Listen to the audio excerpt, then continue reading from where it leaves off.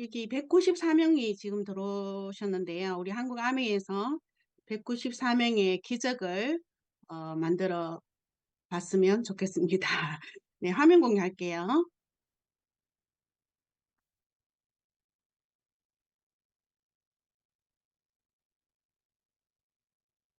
네, 다 보이시죠? 주제 그대로 활용 사례 이런 것을 발표하라고 그러셔서 제가 어떻게 마이크로바이옴을 전달할까를 한번 순서를 한번 적어봤어요. 적어보니까 이렇게 간단하게 내가 처음 만나서 뭘 부탁하지 생각해 보니까 적절한 질문을 통해서 마이크로바이옴에 대한 이해도를 파악하고 호기심을 유발시킨다 이렇게 돼 있는데요. 실제로 지금 이 마이크로바이옴은 정말 우리의 강력한 아이템 중에 하나거든요. 우리만 취급할 수 있고 미래의 강력한 정말 건강을 위해서는 이 마이크로바이옴을 선점한 상태이기 때문에 많이 정성을 들여서 많이 알리는 게 정말 중요한 것 같고, 아까 우리 전창교 사장님께서도 정성을 들인다는 말을 굉장히 많이 하셨어요. 그리고 조별 발표 때 또 스피치 하시는 분들 보니까 다 정성을 들이고 계시더라고요.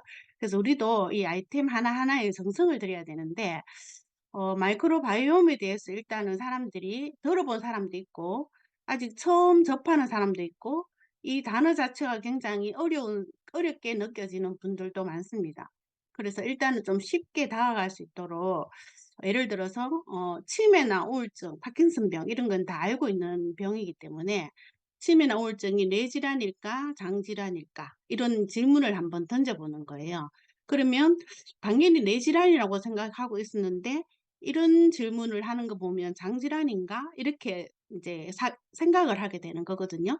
이제 그러면서 인제 이 질문에 대해서 서로 이야기하고 인제 토론을 하는데 실제로 저는 세로토닌 호르몬에 대해서 이야기를 쪼끔 이 부분에서 하는 편입니다. 왜냐하면 제가 학교에 있으면서 사춘기를 심하게 앓는 아이가 유독 있고 또 쪼끔 그냥 지나가는 아이가 있는데 사춘기를 심하게 앓는 아이의 어머니가 그 아이를 데리고 병원에 갔는데 우울증 수치를 검사를 하니까 세로토닌의 수치가 굉장히 낮게 나왔다고 제가 이야기하는 걸 들었어요. 그래서 이 서로 그런 이야기를 하면서 세로토닌에 대한 이야기를 이렇게 하면 대부분 '이게 장질환이구나.'를 인식하게 되는 그 과정이 필요하거든요. 왜냐하면 이 세로토닌은 스트레스를 조절하는 굉장히 중요한 호르몬이고 그리고 이렇게 도파민이나 아드레날린의 분비량을 조절하기 때문에 이 두 가지가 우리 몸에서 나오는데 이게 부작용은 막고 장점을 굉장히 부각시키는 중요한 호르몬이 바로 세로토닌이 하는 역할입니다. 그래서 이 세로토닌은 요즘 많이 있는 공황장애나 또 우울증, 거식증, 폭식증 이런 데 굉장히 중요한 호르몬이기 때문에 이 세로토닌 이야기를 하면서 '아 이게 뇌질환인 줄 알았는데 장질환이구나.' 왜냐하면 이 세로토닌이 거의 70에서 90%가 장에서 만들어지거든요. 소화기관에서 만들어지거든요. 그런 이야기를 통해서 좀 호기심을 가지고 이야기를 좀 잘 듣게 하는 아이스 브레이크 과정이 좀 필요한 것 같아요. 이 용어 자체가 쪼끔 어려운 용어이기 때문에. 그러면서 인제 이야기하고 장을 개선시키면서 어떠한 사례가 있는지도 제시해 봅니다. 그리고 결과지도 또 보여주고 자료나 동영상도 보여주고 이런 과정을 통해서 제가 이야기를 하는 것 같은데 실제로 이건 제가 하는 거기 때문에 여기 계시는 분들 다 너무 잘하고 계시고 각 팀에서 또 마이크로바이옴 공부를 많이 하시고 계셔서 그냥 참고로 하시면 될 것 같아요. 예. 자 이렇게 저는 많이 보여줍니다. 많이 보여줍니다. 일단 제 결과지를 가지고 또 저희 가족의 결과지를 가지고 다니면서 "이런 검사를 하면 이 모든 것을 알 수가 있다." 실제로 이 결과지만큼 강력한 건 없는 것 같아요. 아무리 말을 해도 내가 있는 결과지를 가지고 가서 '아 병 검사를 하는 게 이런 게 다 나을 수 있다는 이걸 나을 수 있다는 거야.' 이거를 알려주는 게 굉장히 중요한 것 같고요. 우리 마이크로바이옴의 그 자료들을 다 가지고 계실 것 같고요. 태블릿이나 노트북이 없으면 아마 팀마다 종이로 된 파일도 다 가지고 계실 거예요. 그거 충분히 활용하시면 됩니다. 그래서 이런 파일이나 이런 결과지를 가지고 많이 만나는 게 중요한 것 같아요. 지금 계속 만난다, 이야기한다가 계속 나오잖아요. 많이 만난다. 그리고 할 수 있는 걸 하는 거죠. 데모도 보여주고, 마이크로바이옴을 먼저 굉장히 친숙하게까지 정성을 들이는 거. 저는 많이 만납니다. 이런 자료를 가지고. 만나다 보면 이런 책들도 이제 만나면서 보여주죠. 이런 책이 있다. 제목만으로도 굉장히 강력하잖아요. 이 10%인가 10%인가 나머지 90%는 미생물이다. 이런 책들도 보여주면서 책에 있는 것을 이렇게 원래 책에 있는데 제가 여기 보여드리기 위해서 이렇게 캡슐 책에 이런 게 나옵니다. 그래서 저는 만나면 손을 펴보라고 해요. 손을 이렇게 펴보면 이 손에 균이 있다고 생각하는지 균이 없다고 생각하는지. 우리가 균이 있으니까 손을 자주 씻으라고 하는 거잖아요. 그리고 어, 청결하지 못한 손으로 뭘 만지면 그게 안 되니까 못 만지게 하는 거거든요. 그럼 대부분 균이 있다고 생각해요. 근데 이 책에 보면 우리가 폐로 들어간 이 코 구멍에만 900종이 달하는 박테리아 중에 살고 있다고 나옵니다. 그러면 전부 다 놀래요. 이렇게 놀랍니다. 그럼 여러 가지 이 책에 있는 내용을 이렇게 보면 뭐가 나오냐 하면 대변이 사실은 음식이 찌꺼기가 아니고 대부분이 박테리아다 이렇게 나오고요. 대변에 있는 모든 박테리아 합치면 인체에 더 많은 것을 알려줘. 이 책의 내용입니다. 이런 책의 내용도 보여주고요. 그래서 대변을 통해서 건강을 알 수 있다. 그래서 이런 결과가 나온다. 이런 결과지 제가 이제 한 소비자들의 결과입니다. 소비자의 결과고요. 그리고 딱 가운데 있는 분이 굉장히 결과가 잘 나왔죠. 이분은 이제 제 그룹의 뎁스 파트너 사장님인데, 제가 이때까지 했는데 이분만큼 좋은 결과가 나오신 분이 없어요. 네, 포스트 바이오틱스도 마이크로바이옴 다양성 굉장히 좋으시고요. 이런 것들을 보여주는데 문제는 이렇게 이야기해도 포스트 바이오틱스나 마이크로바이옴 다양성이 안 와닿는 거예요, 처음에. 이때까지 그런 말 안 하고 그런 단어 모르고 살았기 때문에. 예, 그래서 우리 결과지에 보면 앞에 이게 나옵니다. 우리 결과지를 다 이제 본인 결과지를 받으시면 책 앞에 요게 나오거든요.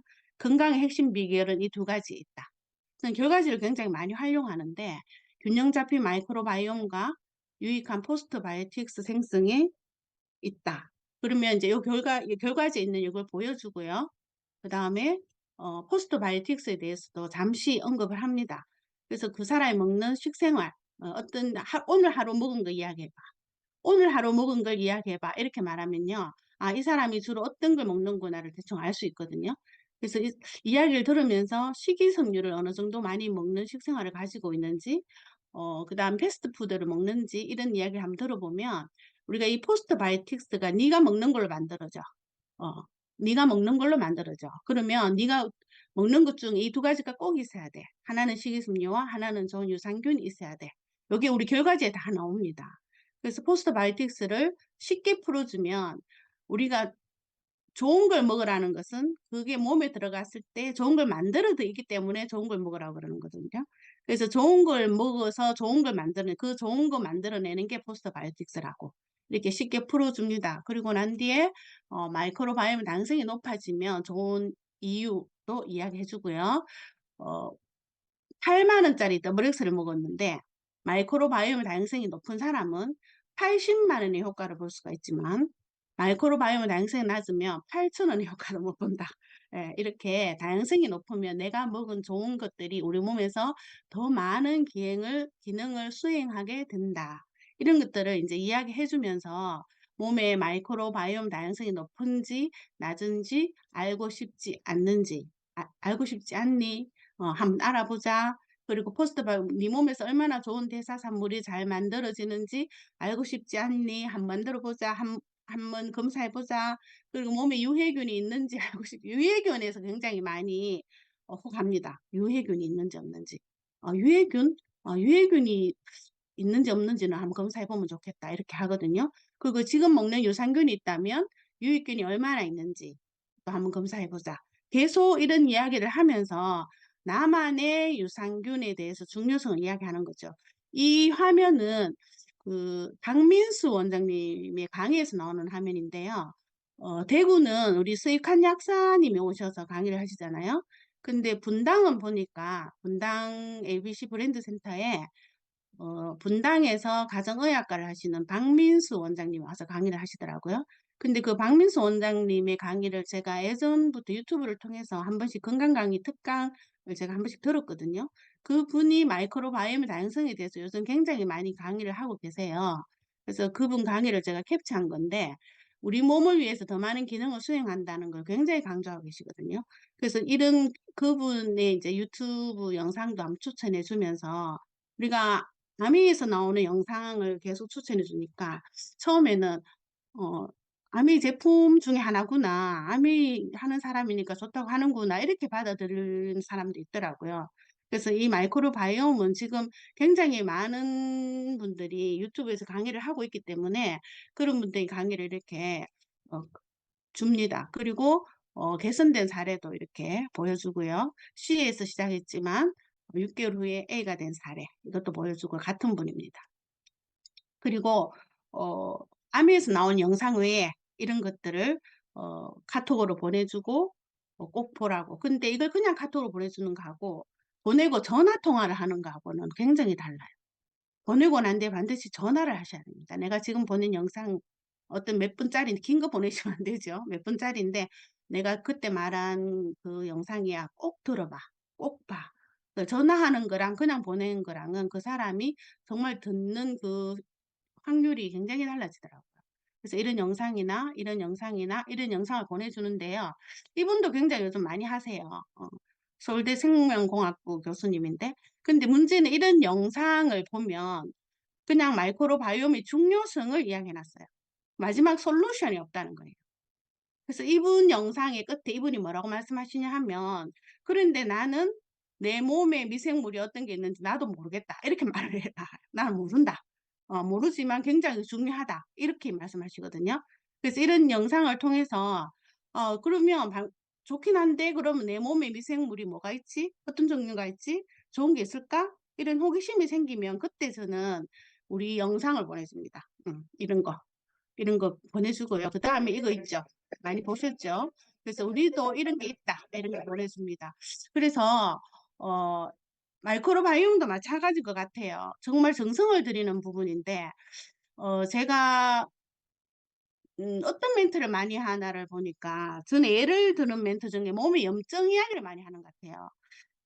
예를 들면 상추, 텃밭에 기른 상추랑 마트 상추를 사서 깨끗이 씻어서 냉장고에 넣어서 보면 텃밭의 상추가 오래가거든요. 그 이유는 뭔가 하면 우리 집의 텃밭에는 약을 치지 않잖아요. 약을 치지 않으면 땅에 있는 좋은 미생물이 죽지 않거든요. 그러면 거기서 자라는 상추 나 이런 야채들이 좋은 미생물이 남아 있잖아요. 그러면 그 좋은 미생물이 남아 있기 때문에 빨리 썩지 않는다. 사람 몸도 마찬가지다. 좋은 미생물이 다양하게 많이 있으면 염증이 잘 생기지 않는다. 그래서 내 몸에 좋은 미생물이 다양하게 있어야지 염증 수치가 낮아지고 염증 수치가 낮은 사람이 암에 걸릴 확률도 낮아진다. 그래서 이런 멘트도 굉장히 설명하면서 이야기를 많이 해 주는 것 같아요. 근데 음 제가 여러 사람들을 인제 해 보죠. 해 봤는데 한 사람을 제대로 해서 그분이 하게 되면 가족이 전체가 다 하게 돼요. 그 엄마가 하면 딸이 하게 되고 아들이 하게 되고 와이프가 하면 남편이 하게 되는데 평소에 우리 뉴트리아트도 많이 먹고 평소에 음식 관리를 잘 하는데도 결과가 잘 나오지 않는 분이 계세요. 자 그런 분들은 제가 이렇게 모아 봤거든요. 반드시 이유가 있었어요. 그 제 언니 같은 경우는 평소에 어 식이 아침에 샐러드 먹고 프로틴 먹고 잘합니다. 그런데 생각보다 마이크로바이옴 포스트바이오티스 점수가 좋지 않았어요. 근데 제 언니의 문제는 다른 거는 다 끊었는데 빵을 못 끊었다는 거죠. 굉장히 오랫동안 매일 빵을 먹는 거. 우리가 뭔가를 작은 일을 매일 하는 게 굉장히 중요하거든요. 근데 좋은 거를 그게 도움이 되는 거를 매일 하는 게 우리가 STP나 이런 거잖아요, 우리 사업적으로 이야기하면. 근데 나쁜 걸 아무리 쪼끔 나쁜 거라도 매일 하면 그게 모이면 엄청난 그 폭발력을 가진단 말이에요. 그러니까 매일 빵을 먹는 거 그게 굉장히 몸에 안 좋았다는 거죠. 그리고 제 소비자 중 한 명도 굉장히 신경 써서 야채도 많이 먹고 식이섬유도 많이 먹는데 포스트바이오틱 점수가 좋지 않았어요. 근데 그분이 해결하지 못한 숙제는 체지방이었어요. 우리가 비만은 전신염증이라고 하잖아요. 그래서 보기에는 괜찮은데 검사를 해 봤을 때 생각보다 결과가 좋지 않다. 이런 분들은 왜 그렇지가 아니고 반드시 이유가 있다. 예, 반드시 이유가 있다. 그래서 본인에 맞는 유산균이 나오면 그것과 함께 앞에 있는 자료들 보면 반드시 식이섬유와 유산균이 만나야지 좋은 포스트바이오틱이 만들어진다가 결과지에 나와 있잖아요. 그리고 마이크로바이옴 다양성을 높이려면 필요한 게 파이토케미칼이었죠. 그래서 검사를 하고 결과가 나오면 그분에게 맞는 제품과 함께 그 맞는 유산균을 권하시면 6개월 후에 반드시 결과가 좋아지게 됩니다.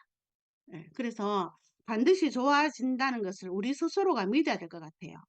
그래야지 자신 있게 당당하게 그분에게 맞는 마이크로바이옴 유산균과 함께 어 뭐든지 권할 수가 있는 거죠. 그리고 다양성이 낮은 사람에게 제가 해 보니까 처음에 다양성이 낮게 나온 사람에게는 더블 X를 처음부터 권하는 것보다는 수용성인 제품, 조금 파이토케미칼 수치가 낮은 제품 요거부터 들어가면 좋을 것 같더라고요. 사실 더블 X는 파이토케미칼 수치가 굉장히 높거든요. 그것보다는 마이크로바이옴 다양성이 처음에 너무 낮게 나온 분이라면 파이토케미칼 수치가 조금 낮은 제품부터 들어가면 훨씬 더 효과가 있을 것 같아요. 그래서 이 마이크로바이옴도 마찬가지로 결국은 정성스럽게 해야 된다. 이게 화면에 제가 중용 23장을 띄웠는데요. 우리가 사업하면서 이것만큼 필요한 게 없을 것 같아요.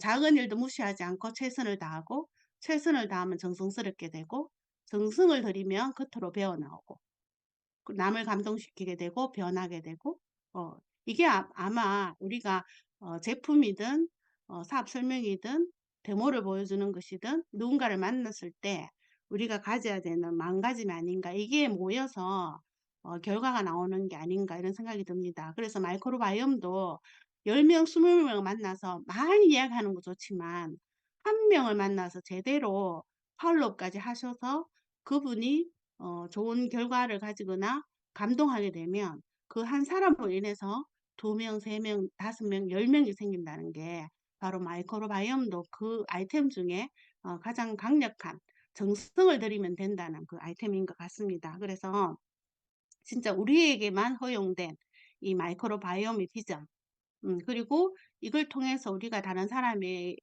건강할 수 있도록 도와줄 수 있는 위치에 있다는 거. 거기에 대해서 자신감과 당당함을 가지시고 마이크로바이옴을 통해서 또 소비자에서 또 사과까지 나올 수 있음을 응원드리겠습니다. 네, 화이팅입니다. 마치겠습니다.